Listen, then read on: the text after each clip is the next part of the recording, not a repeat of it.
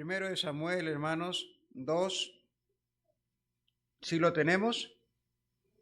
Vamos a leer del versículo 12 adelante. Sígalo con su vista, permanezca ahí sentado. Primero de Samuel 2:12. Los hijos de Elí eran hombres impíos y no tenían conocimiento de Jehová. Y era costumbre de los sacerdotes con el pueblo que cuando alguno ofrecía sacrificio, venía el criado del sacerdote mientras se cocía la carne, trayendo en su mano un garfio de 3 dientes, y lo metía en el perol, en la olla, en el caldero o en la marmita, y todo lo que sacaba el garfio, el sacerdote lo tomaba para sí. De esta manera hacían con todo israelita que venía a Silo. Asimismo, antes de quemar la grosura, venía el criado del sacerdote y decía al que sacrificaba: da carne que asar para el sacerdote, porque no tomará de ti carne cocida, sino cruda. Y si el hombre le respondía: quemen la grosura primero y después toma tanto como quisieras, él respondía: no, sino dámela ahora mismo, de otra manera yo la tomaré por la fuerza.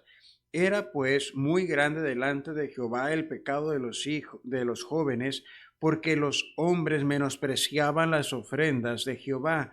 Y el joven Samuel ministraba en la presencia de Jehová vestido de un efod de lino, y le hacía a su madre una túnica pequeña, y se la traía cada año cuando subía con su marido para ofrecer el sacrificio acostumbrado. Y Elí bendijo a Elcana y a su mujer, diciendo: Jehová te dé hijos de esta mujer en lugar del que pidió a Jehová. Y se volvieron a su casa. Y visitó Jehová a Ana, y ella concibió y dio a luz 3 hijos y 2 hijas, y el joven Samuel crecía delante de Jehová. Pero Elí era muy viejo, y oía de todo lo que sus hijos hacían con todo Israel, y cómo dormían con las mujeres que velaban a la puerta del tabernáculo de reunión.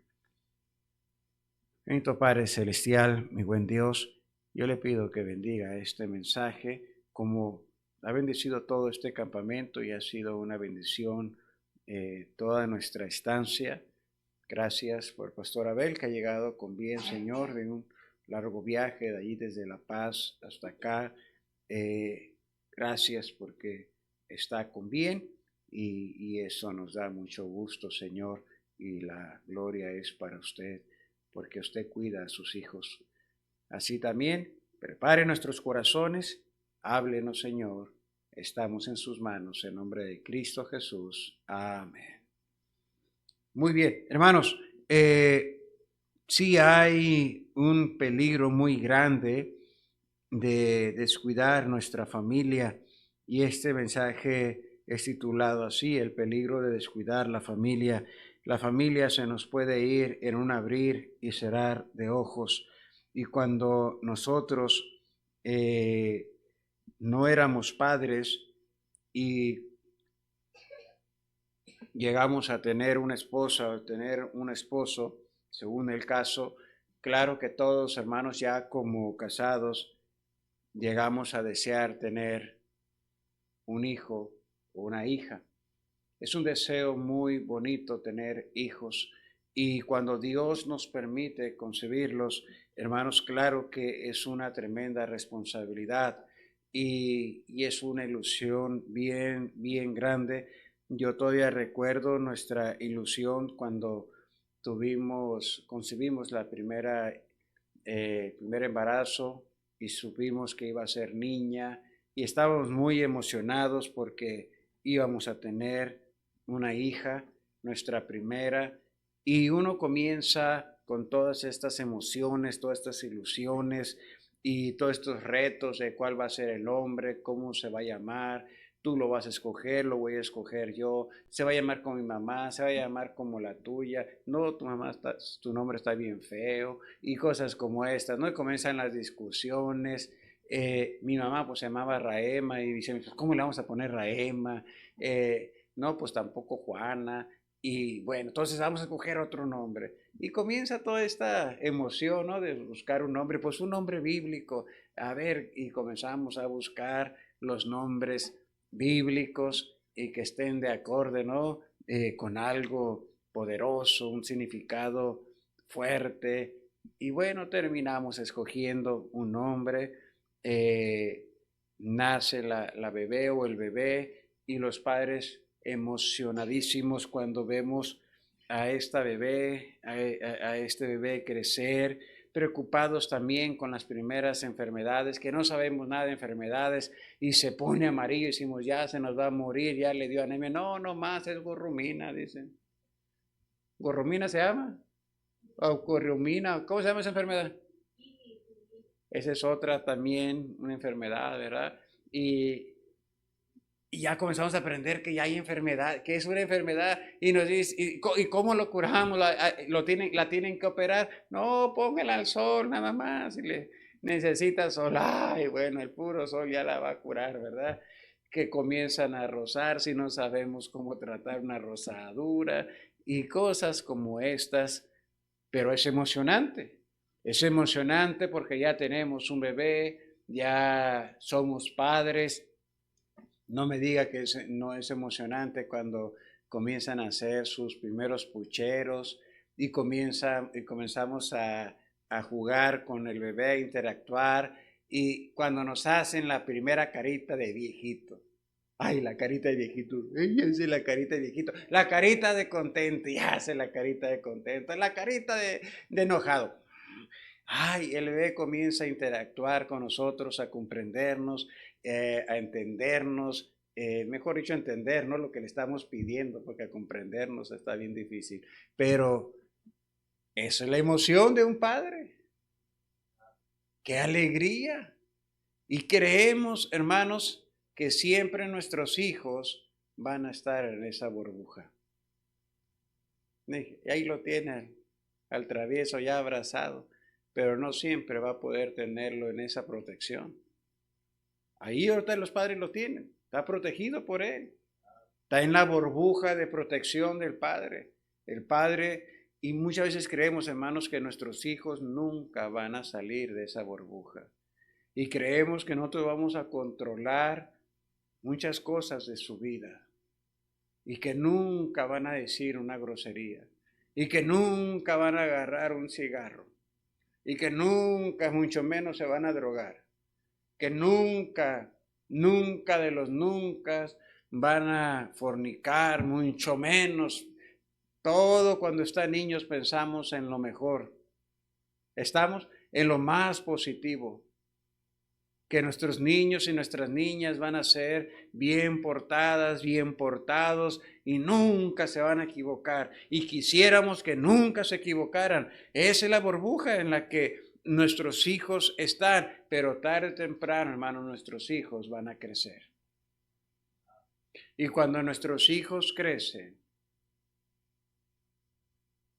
comienza la cruda realidad. Comienza a tomar decisiones. Comienzan a batallar con su necedad, con lo difícil, ¿verdad?, de lo que es la vida y comienzan a ser insensatos, simples, necios, insensatos y llegan hasta hacerse burladores. Y nosotros no entendemos por qué. Y nos llegamos a preguntar si nuestros hijos estaban chiquitos y hacían la carita de viejito y hacían pucheros. Si yo vi a mi niña, a mi niño dar sus primeros pasitos, sí era la burbuja en la que teníamos a nuestros hijos.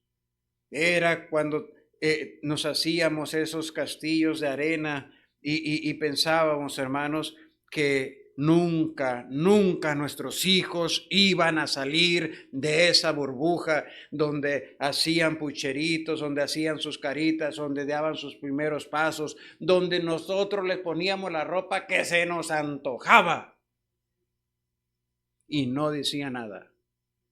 pero llegan a una edad donde dicen, este pantalón ya no me gusta. ¿Por qué esta faldita? Esto no, esto no, póntelo. Y a las niñas le hacíamos sus chonguitos, ¿verdad? Y ahora le puedes hacer un chonguito a una niña de 12, 13 años y dice, ya no. Te miran bien tu chonguito. No, no. Suelto. Suelto. Suelto. Mija, ya nomás, cuando le hizo así, ya sabemos que están saliendo de la burbuja. Qué triste y doloroso es para los padres que nuestros hijos han salido de esa burbuja de protección. Cuando pensábamos que nunca iban a agarrar un cigarro, que nunca iban a andar con gente de la calle. Pero nuestros hijos pueden salir de esa burbuja tarde o temprano. Los hijos de Elí, hermanos, si vamos aquí a la palabra de Dios, nos enseña la falta de carácter y de temor de Dios que nos está llevando a la ruina familiar, hermanos. Estamos siendo testigos en carne propia de la destrucción de nuestra familia.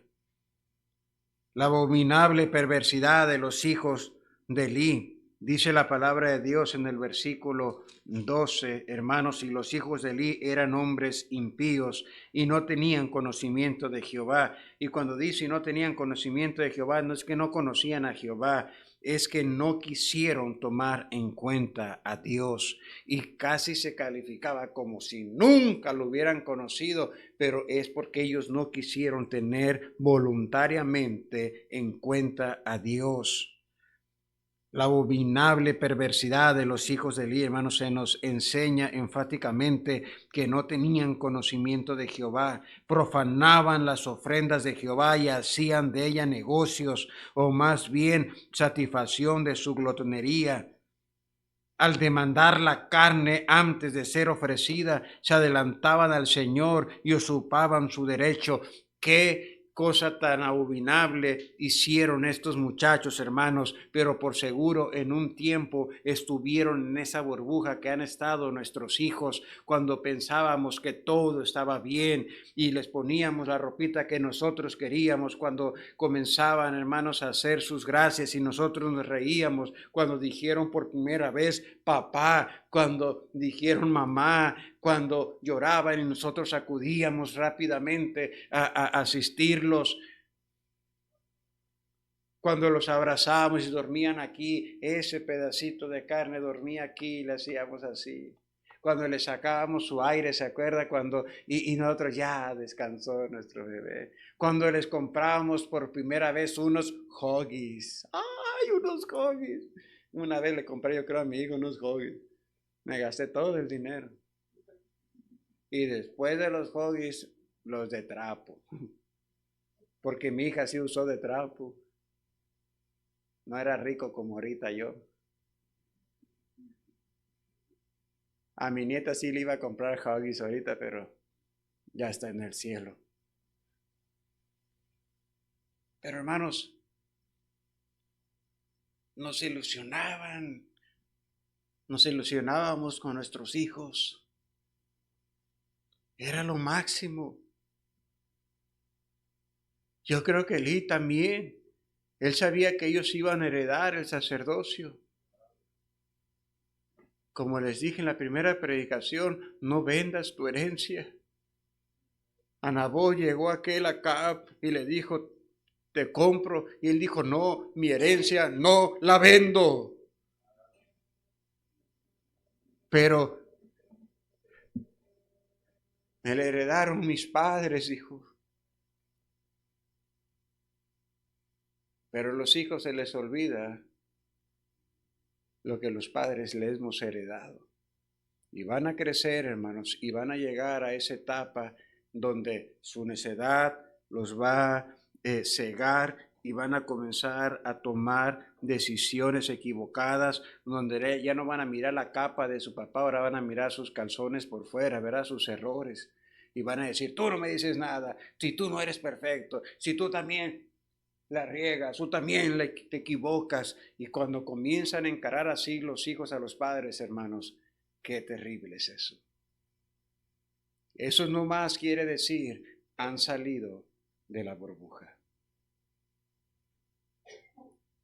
Han salido de la burbuja. Dice la palabra de Dios, hermanos, en el capítulo 2, versículo 17, que era muy grande delante de Jehová el pecado de los jóvenes.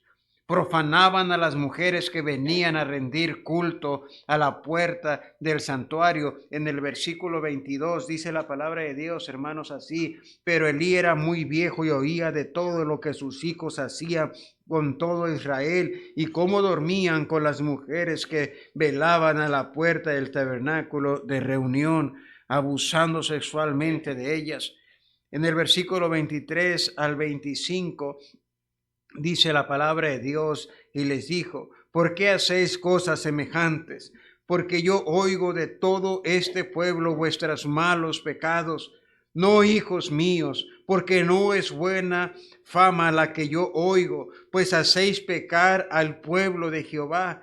Si pecare el hombre contra el hombre, los jueces le juzgarán. Mas si alguno pecare contra Jehová, ¿quién rogará por él? Pero ellos no oyeron la voz de su padre, porque Jehová había resuelto hacerlos morir. Y qué interesante, hermanos, ver cómo estos jóvenes hacían el mal, pero también con la suavidad con que los reprendió Elí. Elí solo iba a servir, hermanos, para que eso solamente iba a servir para que ellos endurecieran más su corazón, con una suavidad. Hoy en día, hermanos, los padres no están poniendo resistencia. Y déjeme decirle, es imposible, totalmente imposible que evitemos que nuestros hijos pequen. No se puede. No podemos evitar que nuestros hijos pequen, pero sí podemos evitar que pequen con liberalidad. Y sí nos tenemos que poner enfrente de ellos, hermanos. Y sí tenemos que decirle, hasta aquí. Y es bien duro, hermanos, y es una discusión bien grande, que si tenemos que correr a nuestros hijos o no tenemos que correr. Yo no le puedo dar, yo no se los puedo decir como una regla, pero a veces, hermanos, es una posibilidad y es una opción que tenemos que decir a nuestros hijos que se vayan. Pero esa decisión la tomará usted.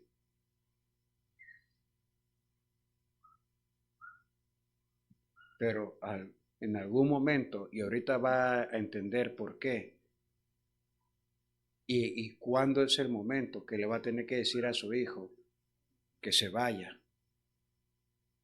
Pero ahorita lo va a entender bíblicamente.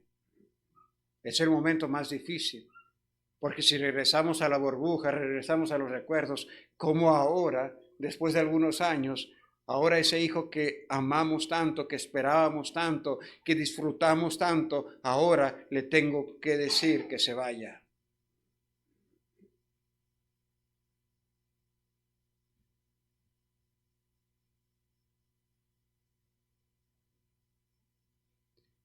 No deberíamos permitir, hermanos, que nuestros hijos pequen con tanta liberalidad. Pero qué duro y fuerte puede ser el escuchar el juicio de Dios. Bien rápido, hermanos. Vamos al capítulo 3, versículo 11. Y Jehová dijo a Samuel: he aquí, haré yo una cosa en Israel, a quien la oyere, le retiñirán ambos oídos. Y dice, hermanos, el versículo 12, aquel día yo cumpliré contra Elí todas las cosas que he dicho sobre su casa, desde el principio hasta el fin, y le mostraré que yo juzgaré su casa para siempre por la iniquidad que él sabe, porque sus hijos han blasfemado a Dios y él no los ha estorbado. Por tanto, yo he jurado a la casa de Elí que la iniquidad de la casa de Elí no será expiada jamás, ni con sacrificio, ni con ofrendas. Y Samuel estuvo acostado hasta la mañana y abrió las puertas de la casa de Jehová. Y Samuel temía descubrir la visión a Elí. Llamando pues Elí a Samuel, le dijo: hijo mío, Samuel. Y él respondió: heme aquí. Y Elí dijo: ¿qué es la palabra que te habló? Te ruego que no me la encubras, así te haga Dios y aún te añada, si me encubrieres palabra de todo lo que habló contigo. Y Samuel se lo manifestó todo sin encubrirle nada. Entonces él dijo: Jehová es, haga lo que bien le pareciere. Pero qué duro es escuchar esto, hermanos, cuando Dios nos va a juzgar porque hicimos algo que no está bien como padres. Dice: no lo eduqué. No, sí lo educamos. Yo no mandé a mis hijos a hacer mal cuando ellos han hecho algo mal. Pero si no estorbamos y no nos pusimos enfrente, hermanos, encubrimos algo que ellos hicieron, Dios nos va a juzgar. Mis hijos se han equivocado, pero gracias a Dios yo no tengo las manos atadas. Yo he confesado cuando ellos han hecho algo que está mal y me he puesto enfrente de la iglesia y he dicho: aquí estoy, está mal lo que hicieron. Pero hermanos, hay algo más que eso.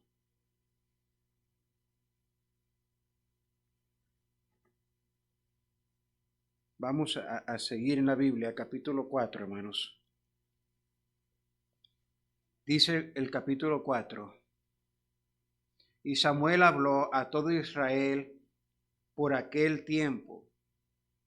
Déjeme respetar el punto. Y Samuel habló a todo Israel. Amén. Por aquel tiempo salió Israel, hermanos, a encontrar en batalla a los filisteos y acampó junto a Ebenezer, y los filisteos acamparon en Afec, y los filisteos presentaron la batalla a Israel, y trabándose el combate, Israel fue vencido delante de los filisteos, los cuales hirieron en la batalla, hermanos, en el campo como a 4,000 hombres.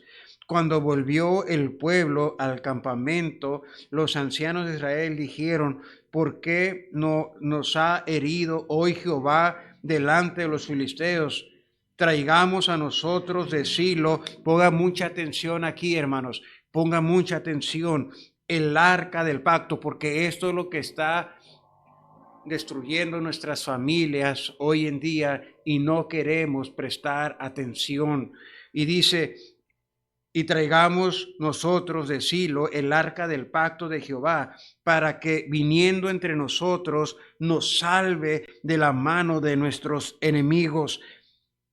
Los filisteos, hermanos, no tengo problema con ellos, pero sí con el pueblo de Israel. Pero los filisteos consideraban el arca como un ídolo, un dios israelita. Y envió el pueblo a Silo, y trajeron de allá, hermanos, el arca del pacto de Jehová de los ejércitos, que moraba entre los querubines, y los dos hijos de Elí, Osni y Finés, hermanos, estaban ahí con el arca del pacto de Dios. Aconteció que cuando el arca del pacto de Jehová llegó al campamento, todo Israel gritó con gran júbilo, que la tierra tembló. Cuando los filisteos oyeron la voz de júbilo, dijeron: ¿qué voz de gran júbilo es esta en el campamento de los hebreos? Y supieron que el arca de Jehová había sido traída al campamento. Y los filisteos tuvieron miedo, porque decían: ha venido Dios al campamento. Y dijeron: ay de nosotros, pues antes de ahora no fue así. Ay de nosotros, ¿quién nos librará de la mano de estos dioses poderosos? Estos son los dioses que hirieron a Egipto con toda plaga en el desierto. Esforzaos, oh filisteos, y sed hombres, para que no sirváis a los hebreos como ellos os han servido a vosotros. Sed hombres y pelead. Y pelearon pues los filisteos. Israel fue vencido y huyeron cada uno a su tienda, y fue hecha muy grande mortandad, porque cayeron de Israel 30,000 hombres de a pie, y el arca de Dios fue tomada y muertos los hijos de Eli. Y aquí, hermanos, nosotros tenemos que prestar mucha atención. El arca de Dios simbolizaba la presencia y el poder de Dios, pero los israelitas, hermanos, la usaron supersticiosamente a poner su fe en ella en vez de confiar en Dios. Los filisteos la miraban de otra manera.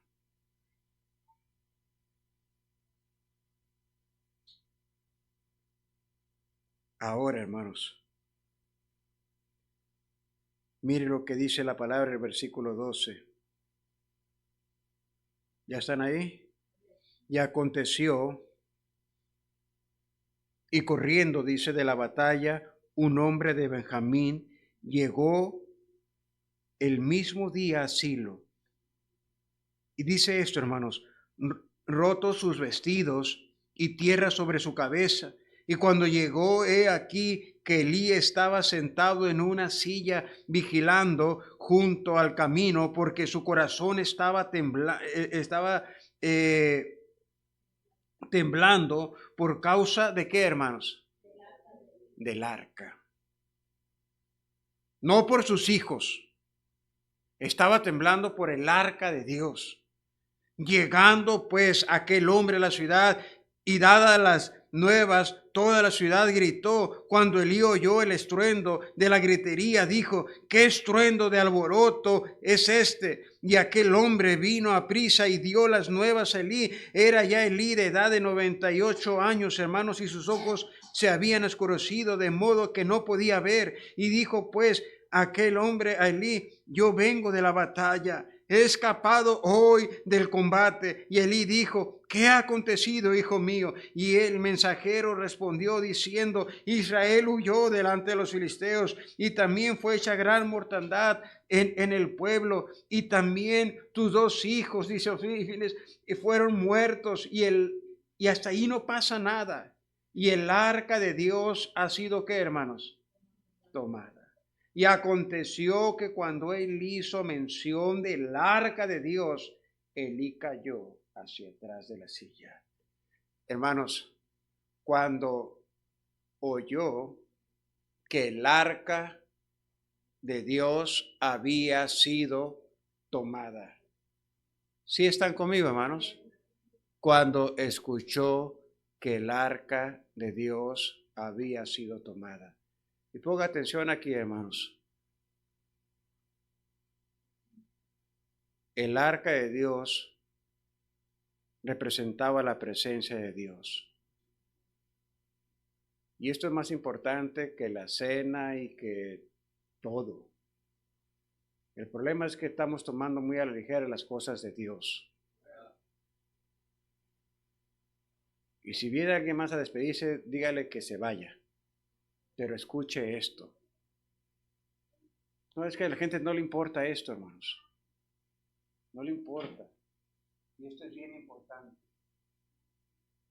Están perdiendo hogares, familias, y los que ya lo experimentamos sabemos qué es esto. Pero cuando la presencia de Dios salga de tu hogar, usted y yo perdimos todo. Ya tengo algunos años en el ministerio y hace muchos años miré algunas iglesias, hermanos, y ahora hay templos cerrados. ¿Y sabe por qué esos templos están cerrados? Porque la presencia de Dios salió de allí. ¿Y sabe por qué hay hogares, hermanos, que alababan a Dios, glorificaban a Dios, hospedaban cristianos, como ahorita nos predicaban, un hogar hospedador? Yo conocí un hogar hospedador, hermanos, como en la casa de mi esposa.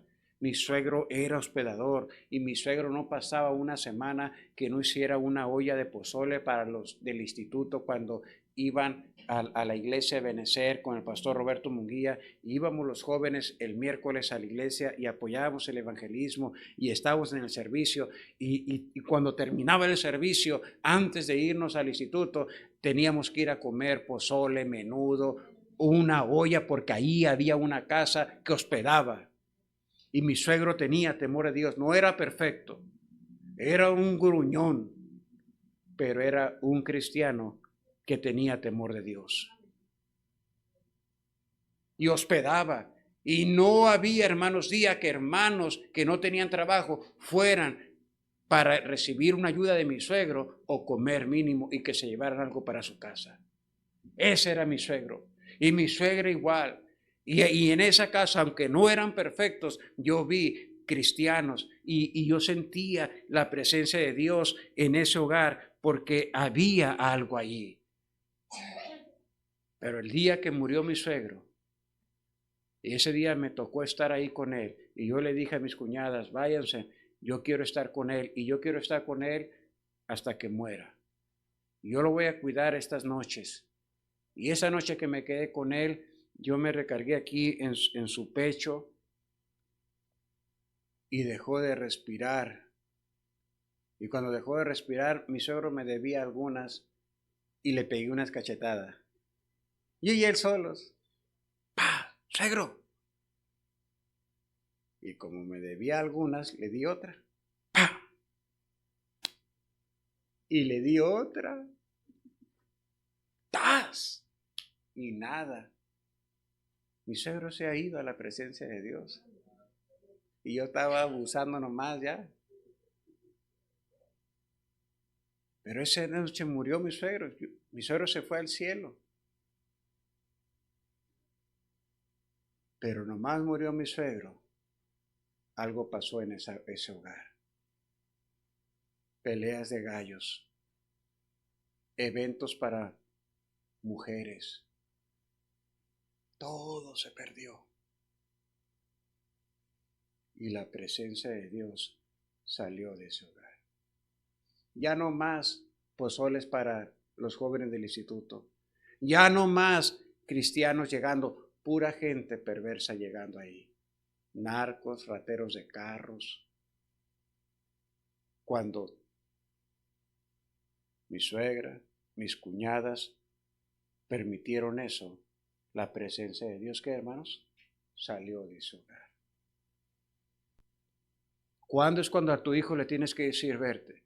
Cuando tu hijo no respeta las normas en tu casa. Y cuando usted sabe que puede salir la presencia de Dios de tu hogar.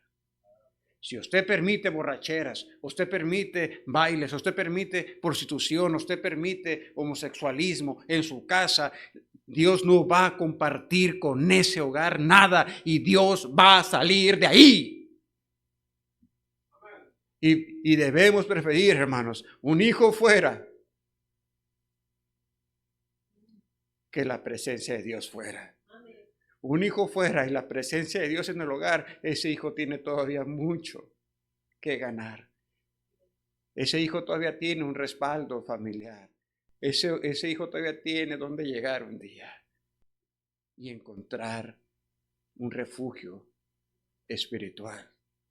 Si están conmigo, hermanos, pero no permita que la presencia de Dios salga de su hogar.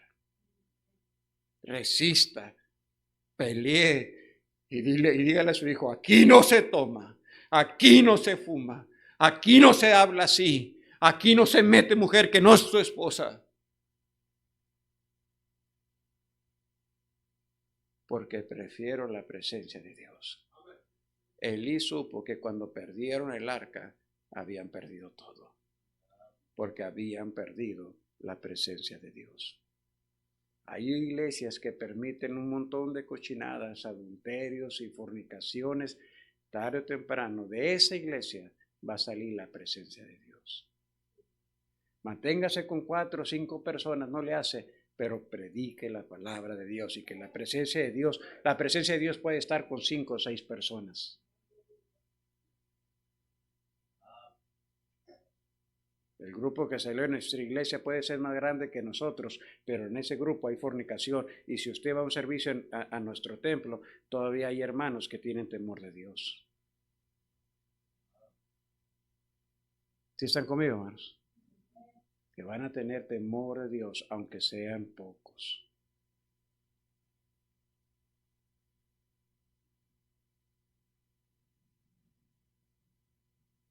Pero la presencia de Dios no tiene que salir de nuestra familia. Tenga cuidado, nuestros hijos van a crecer y nuestros hijos se van a rebelar. Y si así pasara, usted tiene que entender, la presencia de Dios es más importante, sobre todo. Amén. Que Dios nos ayude, hermanos. No está fácil, pero prefiero la presencia de Dios en mi casa. No es fácil. Vamos a orar, hermanos. Bendito Padre Celestial, gracias por ayudarnos y gracias por hablarnos siempre. Bendiga este tiempo, Señor. Nadie mirando, hermano.